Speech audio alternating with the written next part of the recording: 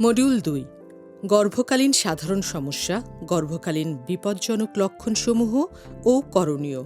গর্ভকালীন সাধারণ সমস্যা, গর্ভকালীন বিপজ্জনক লক্ষণসমূহ ও করণীয় বিষয়ক মডিউলে আপনাকে স্বাগতম। এই মডিউলের মাধ্যমে আপনি গর্ভকালীন সাধারণ সমস্যা শনাক্ত করে তার ব্যবস্থাপনা ও ক্ষতিকর আচরণ প্রতিরোধ করার কৌশল সম্পর্কে জানতে পারবেন। গর্ভকালীন সাধারণ সমস্যা, গর্ভকালীন বিপজ্জনক লক্ষণসমূহ ও করণীয় বিষয়ক মডিউলের অধ্যায়সমূহ। অধ্যায় ১ গর্ভকালীন সাধারণ শারীরিক সমস্যা।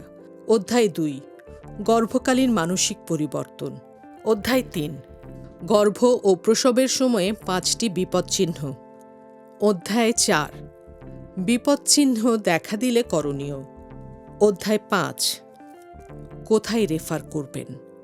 অধ্যায় ১ গর্ভকালীন সাধারণ শারীরিক সমস্যা, বমি বমি ভাব এবং বমি।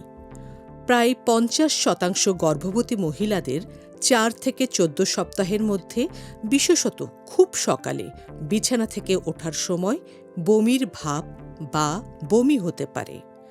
বমি ভাব এড়াতে সকালে ঘুম থেকে ওঠার পর তৈলাক্ত ও ভাজা খাবার খাওয়া থেকে বিরত থাকতে হবে এবং ৩ বেলা ভারী খাবারের পরিবর্তে অল্প অল্প করে বারে বারে খেতে হবে। সকালবেলা ঘুম থেকে ওঠার পর শুকনো রুটি বা টোস্ট খেতে বলতে হবে। ক্লান্তি গর্ভাবস্থায় শুরুর দিকের একটি লক্ষণ, কিন্তু গর্ভাবস্থার শেষের দিকে রক্তশূন্যতার জন্যও এই লক্ষণটি দেখা যেতে পারে। ফ্যাকাশে ও অপুষ্টি গর্ভাবস্থার প্রথম মাস থেকে ট্যাবলেট ফলিক অ্যাসিড এবং ৩ মাসের পর থেকে আয়রন ও ফলিক অ্যাসিড শুরু করতে হবে। আয়রন, ভিটামিন এ ও সি সমৃদ্ধ খাবার খেতে হবে, যেমন কচু শাক, কমলা, লেবু, পেঁপে, গাজর, হলুদ ফলমূল ও সুষম খাদ্য খেতে হবে এবং খাবার বারে বারে খেতে হবে। অ্যাসিডিটি বা বুক জ্বালা এটি গর্ভাবস্থার একটি সাধারণ সমস্যা। বারবার অল্প করে খাওয়া এবং তৈলাক্ত ও মশলা জাতীয় খাবার খাওয়া থেকে বিরত থাকা এই সমস্যা কমাতে পারে। শোবার সময় উঁচু বালিশ ব্যবহার করলে বুক জ্বালা কমাতে সাহায্য করতে পারে। কিছু কিছু ক্ষেত্রে অ্যান্টাসিড দেওয়ার প্রয়োজন হয়। কোষ্ঠকাঠিন্য গর্ভাবস্থায় কোষ্ঠকাঠিন্য একটি সাধারণ সমস্যা। প্রচুর পানি, শাকসবজি, হালকা গরম দুধ এবং ইসবগুলের ভুসি খাওয়ানোর উপদেশ দিতে হবে। কিছু কিছু ক্ষেত্রে মিল্ক অফ ম্যাগনেসিয়া দেওয়ার প্রয়োজন হয়। পায়ে ব্যথা এটি সাধারণত ক্যালসিয়ামের অভাবে হয়। পায়ের শিরা ফুলে যাওয়া, ভেরিকোজ ভেইন গর্ভাবস্থার শেষের দিকে পায়ের শিরা ফুলে যেতে পারে বা তা বাড়তে পারে। পর্যাপ্ত বিশ্রাম নিতে হবে, বেশিক্ষণ দাঁড়িয়ে বা বসে থাকা যাবে না।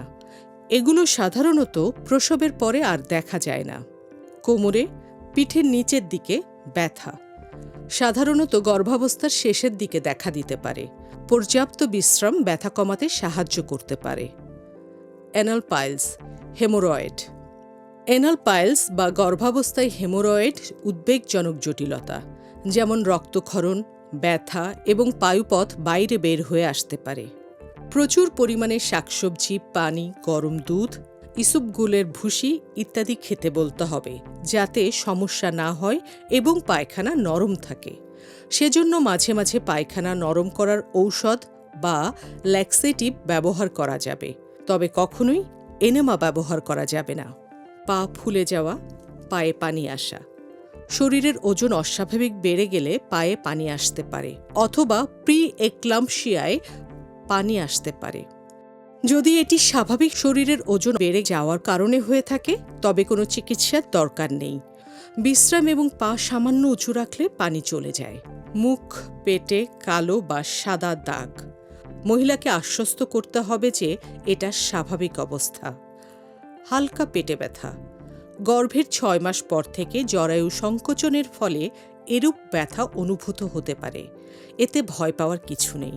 অধ্যায় ২ গর্ভকালীন মানসিক পরিবর্তন গর্ভাবস্থায় মায়েদের কিছু কিছু মানসিক পরিবর্তন ঘটে, যা সাধারণত শারীরিক পরিবর্তনের সাথে সম্পর্কিত। মা গর্ভাবস্থায় স্বাভাবিকভাবে ক্লান্তি এবং অবসাদে ভোগেন। এই ক্লান্তি ও অবসাদ মায়ের মনের অবস্থার পরিবর্তন করে থাকে।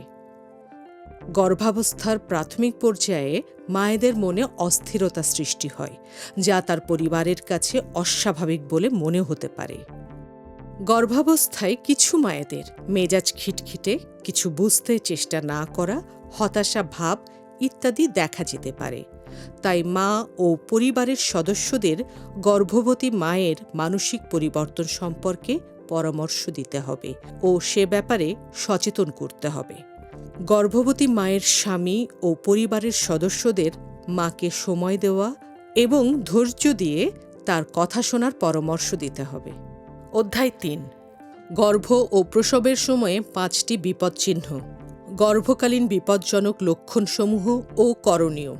এই অধ্যায়ের মাধ্যমে আপনি গর্ভ এবং প্রসবের সময়ে ৫টি বিপদচিহ্ন দেখা দিলে কী করণীয়, কোথায় রেফার করবেন সে সম্পর্কে জানতে পারবেন।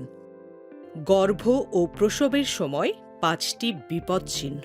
গর্ভকালীন, প্রসবকালীন এবং প্রসব পরবর্তী ৬ সপ্তাহের মধ্যে প্রতিটি মা বিপদের ঝুঁকিতে থাকেন। সময়মতো বিপদচিহ্ন শনাক্ত করা এবং যথোপযুক্ত ব্যবস্থা গ্রহণ করা অত্যন্ত গুরুত্বপূর্ণ।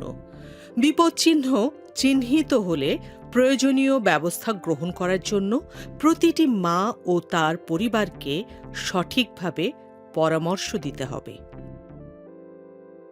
গর্ভকালীন, প্রসবকালীন এবং প্রসব পরবর্তী সময়ের ৫টি বিপদচিহ্ন।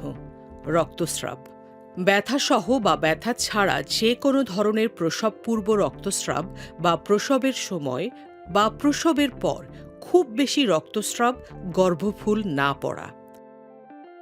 মাথা ব্যথা বা ঝাপসা দেখা। প্রসব পূর্ব, প্রসবকালে ও প্রসবের পরে শরীরে পানি আসা, খুব বেশি মাথা ব্যথা, চোখে ঝাপসা দেখা। ভীষণ জ্বর। প্রসব পূর্ব বা প্রসব পরবর্তী সময় ৩ দিনের বেশি জ্বর, দুর্গন্ধযুক্ত স্রাব। বিলম্বিত প্রসব। ব্যথা ১২ ঘন্টার বেশি থাকা। প্রসবের সময় বাচ্চার মাথা ছাড়া অন্য কোনো অঙ্গ প্রথমে বের হওয়া। খিঁচুনি। প্রসব পূর্ব সময় বা প্রসবের পরে খিঁচুনি। এর যে কোনো একটি বিপদচিহ্ন দেখা দিলে মাকে দ্রুত সেবাকেন্দ্রে বা হাসপাতালে নিয়ে যেতে হবে। গর্ভকালীন, প্রসবকালীন এবং প্রসব পরবর্তী ৬ সপ্তাহের মধ্যে প্রতিটি মা বিপদের ঝুঁকিতে থাকেন। তাই সময়মতো বিপদচিহ্ন শনাক্ত করা এবং যথোপযুক্ত ব্যবস্থা গ্রহণ অত্যন্ত গুরুত্বপূর্ণ। গর্ভকালীন, প্রসবকালীন এবং প্রসব পরবর্তী সময়ের ৫টি বিপদচিহ্ন। ১. রক্তস্রাব। ব্যথাসহ বা ব্যথা ছাড়া যে কোনো ধরনের প্রসব পূর্ব রক্তস্রাব অথবা প্রসবের সময় বা প্রসবের পরে খুব বেশি রক্তস্রাব, গর্ভফুল না পড়া। ২. মাথা ব্যথা ও ঝাপসা দেখা।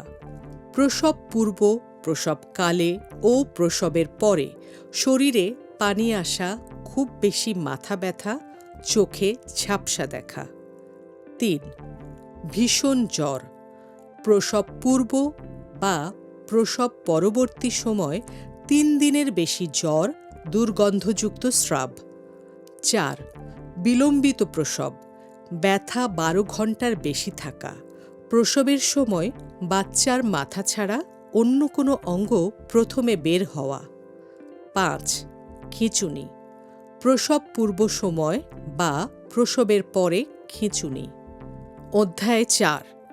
বিপদচিহ্ন দেখা দিলে করণীয়। বিপদচিহ্ন দেখা দিলে পরিবারের সদস্যদের করণীয়। গর্ভবতী মায়ের স্বামী ও পরিবারের সদস্যদের বিপদচিহ্নগুলোর বিষয়ে ভালোভাবে জানতে হবে এবং প্রস্তুত থাকতে হবে, যাতে বিপদচিহ্ন দেখা দিলে দ্রুত ব্যবস্থা নিতে পারে। যেমন, মাকে দ্রুত সেবা কেন্দ্রে বা হাসপাতালে নিয়ে যেতে হবে। যাতায়াতের জন্য যানবাহনের ব্যবস্থা করতে হবে, যাতে করে দ্রুত সেবা কেন্দ্রে বা হাসপাতালে নিয়ে যাওয়া যায়। সম্ভব হলে সেবা কেন্দ্রে অথবা হাসপাতালে ফোন করে রোগীর অবস্থা সম্পর্কে অগ্রিম জানাতে হবে। সেবা কেন্দ্রে অথবা হাসপাতালে যাওয়ার পথে মায়ের পরিচর্যা অব্যাহত রাখতে হবে। পরিবারের সদস্যদের এ তথ্য বুঝিয়ে বলতে হবে। গর্ভকালীন, প্রসবকালীন ও প্রসব পরবর্তী সেবার সকল রেকর্ড, চিকিৎসা সংক্রান্ত কাগজপত্র যদি থাকে, রেফারের সময় স্বাস্থ্যকেন্দ্রে নিয়ে যাবার পরামর্শ দিতে হবে। মায়ের সাথে একজন সঙ্গীর উপস্থিতি নিশ্চিত করতে হবে। নগদ অর্থ, প্রয়োজনীয় জিনিসপত্র এবং প্রয়োজনে রক্তদাতাকে সঙ্গে নিতে বলতে হবে। বিপদ চিহ্ন দ্রুত চিহ্নিত করে প্রয়োজনীয় ব্যবস্থা গ্রহণ করার জন্য প্রতিটি মা ও তার পরিবারকে সঠিকভাবে পরামর্শ দেওয়া অত্যন্ত গুরুত্বপূর্ণ। মনে রাখবেন, মায়ের বিপদচিহ্নগুলো হচ্ছে জ্বর, মাথা ব্যথা, শরীর ফুলে যাওয়া, রক্তস্রাব, খিঁচুনি ও প্রসব হতে দেরি হওয়া। অধ্যায় ৫। কোথায় রেফার করবেন? কোথায় রেফার করবেন? ইউনিয়ন স্বাস্থ্য ও পরিবার কল্যাণ কেন্দ্র, উপজেলা স্বাস্থ্য কমপ্লেক্স, মা ও শিশু কল্যাণ কেন্দ্র, জেলা হাসপাতাল, মেডিকেল কলেজ হাসপাতাল।